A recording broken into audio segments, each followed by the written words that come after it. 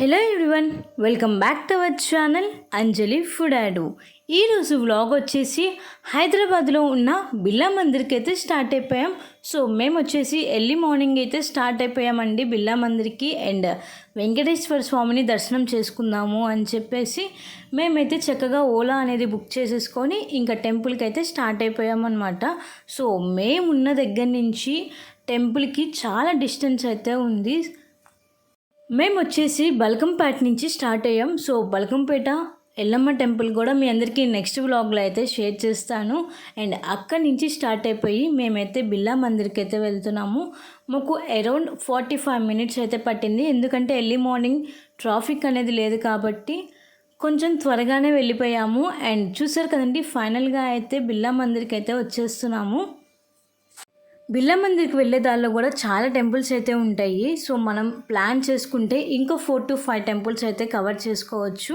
And ఇక్కడ చూస్తున్నారు కదండి, వెళ్ళే దారిలో పక్షులు అయితే కనిపించాయి. అండ్ పెద్ద పెద్ద malls, metro stations, Hyderabad city మొత్తం చూసేసినట్టుంది ఈ ఆటోలో కూర్చొని. అండ్ ఫైనల్గా అయితే సో మనం ఓలా బుక్ చేసేటప్పుడు టెంపుల్ దగ్గరికి అయితే కరెక్ట్ లొకేషన్ అయితే పెట్టి బుక్ చేయాలి, ఎందుకంటే వీళ్ళు కిందే డ్రాప్ చేసి వెళ్ళిపోతారంట. కొంచెం ఎక్స్ట్రా మనీ ఇస్తే ఇంక మనల్ని పైకి కూడా తీసుకొస్తారు. ఇది చాలా కిలోమీటర్స్ అయితే ఉంటుంది అని చెప్పేసి మేమైతే ఆటోలో అయితే వెళ్ళిపోయాము. అండ్ సో మనం ఇక్కడ ఈ లొకేషన్కి అయితే వస్తే మనం ఇంకా చాలా ప్లేసెస్ అయితే కవర్ చేసుకోవచ్చు. Lumbini park and NTR gardens, next వచ్చేసి అంబేద్కర్ బొమ్మ. అండ్ ఇవన్నీ చాలా దగ్గరగా ఉంటాయి.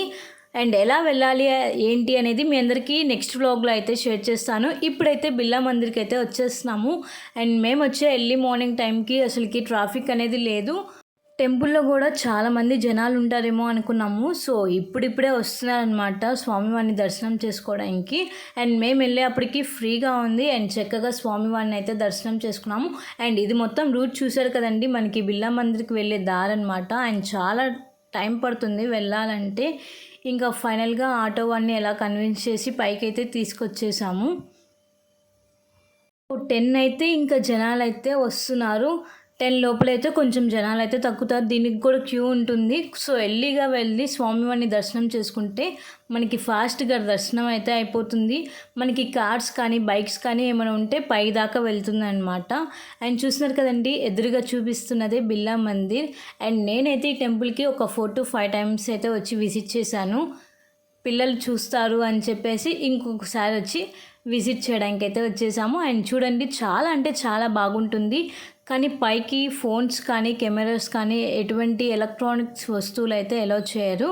మనం కింద కౌంటర్లోనే మన ఫోన్స్ కానీ ఏమైనా వస్తువులు ఉంటే కింద పెట్టేసుకొని వెళ్ళొచ్చు అనమాట. బయట నుంచి వ్యూ చూస్తేనే చాలా అంటే చాలా బాగుంటుంది. ఆ వైట్ కలర్తో మార్పులతో ఎంత అందంగా కనిపిస్తుంది అంటే బిర్లా మందిర్.